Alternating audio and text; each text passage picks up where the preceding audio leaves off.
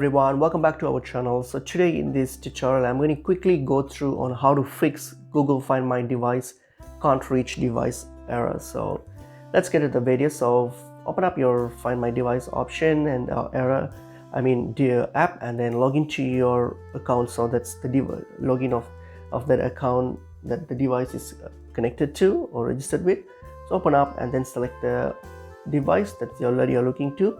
So for some reason, so if this Find My Device can't reach the device, if you get that error that you can't reach the device, that's basically due to the reason that either the device is turned off, so either the device is turned off or the location service is turned off on that device. So unfortunately, if you have turned off the location service on that device, then unfortunately this app won't be able to detect its location or find this location. So all you have to do is simply make sure that your devices have turned on the location services. Only if you have done that, if you have turned that settings on, then only you'll be able to detect your location. So you just have to do that. So you can just simply turn on your location simply from the settings options on your device, and that's pretty much it. So unfortunately, this is the only way how you can fix this, and I hope this information was helpful. I will see you in another video. Thank you.